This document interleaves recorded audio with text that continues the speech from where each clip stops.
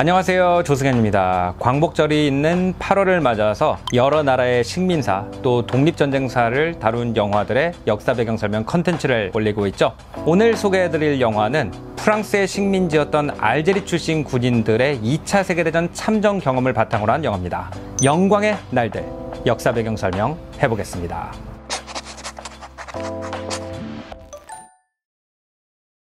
이 영화의 프랑스 원제는 앙디젠, 즉 원주민이에요. 2차 세계대전 때 프랑스를 위해서 싸운 아프리카 식민지 출신 원주민으로 구성된 부대를 지칭하는 단어입니다. 거의 2차 세계대전이 터지자마자 프랑스 본토는 나치 군대에게 패배하고 항복을 하게 되죠. 그러면서 프랑스 본토에는 필립 페탕이라는 사람을 중심으로 한 나치 괴뢰 정권, 비시 정권이 수립되게 됩니다. 런던으로 망명가 있는 샤를 드골이라는 사람을 중심으로 절대로 프랑스를 나치들한테 내줄 수 없다라고 하는 저항군 세력이 집결하게 되는데, 이들을 저항했다, 프랑스어로 레지스테 했다라 그래서 레지스탕스라고 부르게 되죠. 우리는 주로 레지스탕스 그러면 프랑스 안에서 게릴라 활동을 했던 사람들 중심으로 나러티브를 이해하고 있지만, 사실 레지스탕스가 유지될 수 있었던 데는 더 큰 이유가 있습니다. 프랑스 본토는 함락됐지만 세계 전역에 있던 방대한 프랑스 식민지에 많은 프랑스 군인들과 국민들이 남아있었기 때문이죠. 특히 아프리카에 있는 프랑스 식민지들 같은 경우에는 이 드골이 주도하는 프랑스 리버, 자유 프랑스의 편을 가장 적극적으로 들었고, 전쟁 막바지에 수십만 명의 아프리카 출신 군인들이 프랑스 깃발을 달고 싸웠기 때문에 미국이나 영국 같은 나라들이 프랑스를 비시 괴뢰 정권으로 기억하기보다는 자기네와 동등한 연합군, 승전국으로 기억하고 프랑스가 전범 국가가 되지 않을 수가 있었죠. 그렇기 때문에 이 아프리카 군대의 역할은 굉장히 막대했습니다. 이 아프리카 군대는 두 개의 다른 분류로 구성이 되어 있었어요. 옛날부터 아프리카 식민지에 가서 정착한 백인들로 구성된 부대는 그 사람들의 별명, 발만 까맣다 그랬거든요. 얼굴은 하얀데 발은 까매졌다, 피에노아라고 속칭으로 불리게 됐고요. 그렇지 않고 원래 아프리카 원주민 출신들로 구성된 부대를 랄메 낭디젠, 원주민 부대라고 불렀습니다. 이 부대는 프랑스를 위해서 싸우고 피 흘리고 죽었지만 프랑스인들과 동등한 대접을 받지 못했다는 것을 갖다가 이 영화를 통해서 보여줬고, 이것을 처음으로 조명한 영화이기 때문에 프랑스 영화제인 칸느에서 극찬을 받기도 했죠. 프랑스 식민사를 볼 때 많은 분들이 궁금해하는 게 있습니다. 첫 번째는 자유평등 박애를 국가적 이념으로 내걸은 나라가 왜 남의 나라를 침략하고 제국주의를 하는지, 그리고 두 번째는 왜 그 많은 아프리카 원주민들이 프랑스의 깃발을 달고 자기가 프랑스에 가서 피 흘리고 죽어갔는지, 이 두 가지를 이해하면 이 영화를 훨씬 더 재밌게 볼 수 있기 때문에 이번 에피소드 준비해 봤습니다. 알제리와 프랑스는 16세기까지 돌아가는 굉장히 깊은 인연이 있습니다. 알제리가 명목적으로는 터키 이스탄불의 수도를 두고 있는 오스만 투르크 제국의 식민지였어요. 그리고 알지에라고 하는 해변 동네에 있는 데이라는 터키 출신 사람이 알제리아를 다스렸습니다. 근데 오늘날까지도 알제리아 지도를 보면 알제리아의 대부분이 사막이고, 이 알제리아의 내륙 쪽에는 이런 옷을 입고 다니는 투아렉 쪽이나 베르베르족 같은 유목민들이 살고 있습니다. 이 사람들은 오아시스에서 오아시스로 이동을 하면서 살기 때문에 대도시에 어떤 권력이 들어와 있는지 잘 알지도 못하고 관심도 없는 경우가 많았어요. 그렇기 때문에 알지에에 있는 데이의 권력은 자기 수도에 국한돼 있다고 봐야 되겠죠. 게다가 알제리가 그렇게 비옥한 땅이 아니기 때문에 다른 방식으로 먹고 살 길을 찾아야 했습니다. 그 당시 이슬람의 율법에 의하면 다른 무슬림들을 노예로 잡아가는 것이 금지돼 있었죠. 근데 오스만 투르크 제국은 그 시대의 어느 대제국이나 마찬가지로 막대한 노예 노동이 필요했습니다. 그래서 이 데이가 해적선을 만들어서 유럽의 여러 남부 도시들, 이탈리아나 스페인이나 프랑스 남부의 도시들을 침략해서 크리스찬 노예들을 잡아다 터키에다 파는 것을 허용했고, 알지에와 튀니지의 수도인 튀니스가 이런 해적 활동의 중심지가 됩니다. 그래서 루이 14세 시대, 1600년대까지만 해도 문학작품에 터키의 노예로 팔려간 백인 노예들의 얘기가 굉장히 많이 나옵니다. 예를 들어서 볼테어의 자딕 같은 작품이 있고요. 또 몰리에르의 희곡인 스카팡의 관계 같은 작품이 대표적이죠. 그래서 많은 유럽 왕들이 자기의 왕권을 과시하고 민심이 흔들리는 것을 갖다가 잡으려고 할 때 큰 함대를 조직해서 알제나 튀니스로 보내서 무력 시위를 한 다음에 이 잡혀간 노예들을 되찾아서 가족의 품으로 돌려보내주는 것이 큰 이제 정치적 제스처가 돼요.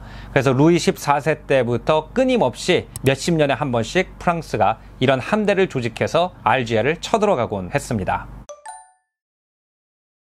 근데 이제 이런 관계에서 이제 프랑스가 본격적으로 알제리아를 식민화시키는 데에는 파리체 사건이라고 하는 유명한 외교 사건이 있었습니다.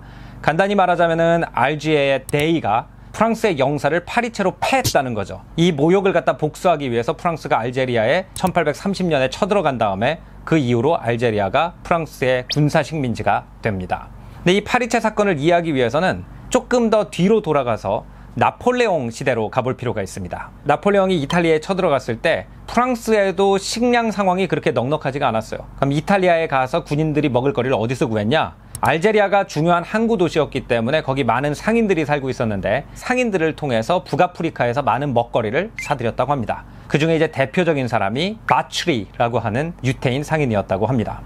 근데 당연히 그 당시에 거래가 그랬듯이 뭐 먹거리를 배달하면 바로 현찰 결제를 하는 게 아니고 외상으로 식품을 받게 됐는데 나중에 나폴레옹이 이제 패전을 해버리니까 바츄리의 입장에서는 돈을 받을 사람이 없어진 거예요. 근데 이 바츄리가 사업을 할 때 알제리아의 정치 지도자 데이한테서 돈을 꿔서 사업을 하고 있었기 때문에 바츄리가 부도가 나면은 데이도 돈을 못 받는 상황이 됐고, 그래서 이 데이는 나폴레옹이 무너진 다음에 돌아온 원래 부르봉 왕가, 프랑스의 원래 왕가한테 나폴레옹이 진 빚을 갚으라고 계속 항의를 하고 있었습니다. 근데 이제 부르봉 왕가 입장에서는 나폴레옹은 원래 자기네 나라의 왕위를 갖다 찬탈한 사람이죠. 근데 그 사람이 진 빚을 갚고 싶지 않았겠죠. 하지만 알제리아에서 너무 강력하게 항의하니까 1820년대에 부르봉 왕가가 빚의 반을 갚게 됩니다. 그러니까 이제 알제리아 대의는 이 사람들이 빚을 갚게 되는구나, 계속 항의를 해야겠다라고 해가지고 7년 동안 더 항의를 하게 되고 1827년 무려 이제 나폴레옹이 원래 빚을 졌을 때에서 30년이 지른 시기까지 계속 빚을 달라고 요구를 하고 있었어요. 근데 그 당시에 알제리아의 영사가 이 핑계 저 핑계를 대면서 돈을 주지 않자 분노를 한 알제리아의 대의가 파리채로 그 사람을 때리게 됩니다. 근데 그때 이제 알제리아의 입장에서는 타이밍이 굉장히 안 좋았습니다. 1830년은 이 레미제라블에 나온 폭동이 일어나기 딱 2년 전입니다. 그때 또 다른 혁명이 나가지고 부르봉 왕가가 전복될 정도로 민심이 흉흉하던 시기예요. 여기에 관련돼서는 제가 레미제라블 역사 배경 설명에 자세히 올린 적이 있습니다. 아까 말씀드린 대로 프랑스 왕들은 뭔가 자기 정권에 위기가 생기면 북아프리카를 침공해서 민심을 잡는 습관이 있다고 그랬잖아요. 그래서 그 비슷한 논리로 당시 프랑스의 왕이었던 샤를 10세가 자기네 영사가 당한 모욕을 보복한다라는 명목하에 알제리아를 쳐들어가게 되고 군사적으로 점거를 하게 되는 거죠.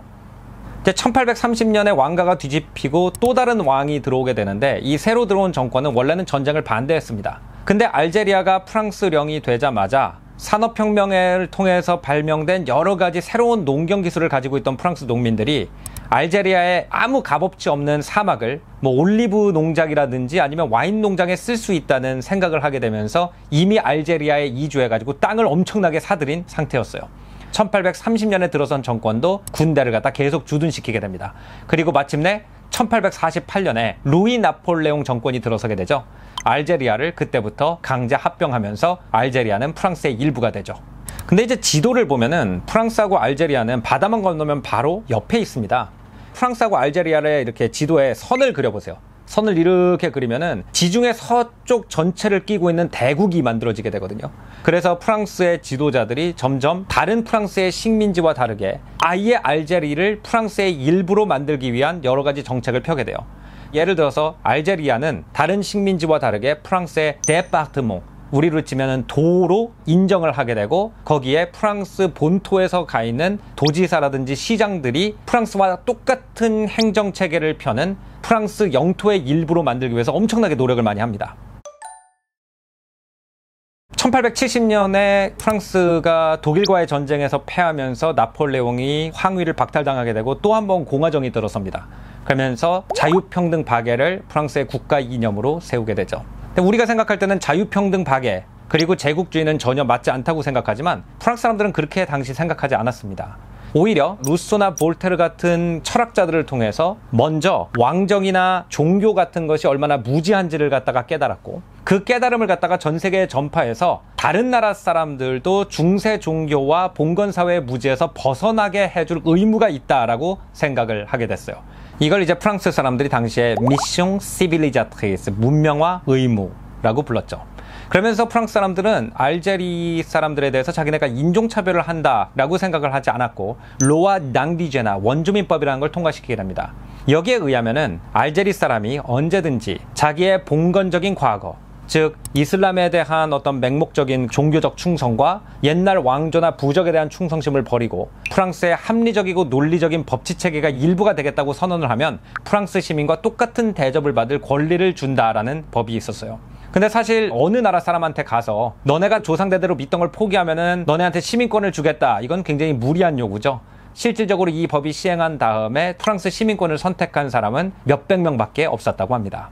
이 당시 또 프랑스의 군사 지도자들은 플루타르크 영웅전 같은 고대 그리스 로마 시대의 영웅전을 많이 읽고 자랐습니다. 그 당시 율리우스 카이사르 같은 영웅들을 보면은 공화정에서 자란 군인들이지만 이집트 같은 왕정을 평정한 다음에 그쪽 원주민들로 구성된 군인들을 데리고 그 다음 나라를 정복하러 떠나죠. 이런 것들이 어떤 프랑스 장교 계급의 신화가 됩니다. 대표적인 예가 나폴레옹이죠. 나폴레옹이 이집트를 정복한 다음에 파리로 개선 행진을 하는데 이집트 출신 기마병들인 마멜룩 부대가 나폴레옹을 호위했던 것이 굉장히 유명하고, 그것 때문에 이집토마니아, 이집트풍 유행이 파리를 휩쓸기도 할 정도였습니다.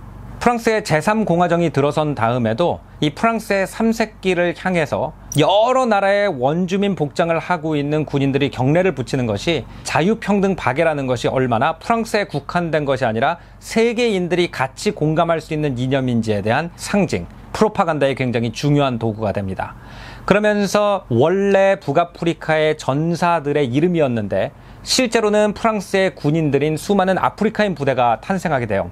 사피, 주아브, 구미에, 이런 부대들이 있고요. 그 중에서도 가장 용맹을 떨친 걸로 유명한 두 개의 민족이 있다면 북아프리카의 모로코, 알제리아 쪽의 사람들과 그리고 아프리카의 세네갈 사람들이었어요. 이래서 자유평등 박애를 표방하는 나라가 자유평등 박애에 대한 지나친 신념으로 제국주의 국가가 돼버린 거죠. 그래서 이제 2차 세계대전이 막바지에 다다르고 드골 장군이 다시 프랑스에 복귀하자, 사실 프랑스 본토에 있는 부대들은 거의 대부분 비쉬에 넘어갔었잖아요. 그렇기 때문에 알제리아, 모로코 그리고 세네갈 출신 군인들이 대거 프랑스에 가서 독일과 싸우기 시작합니다.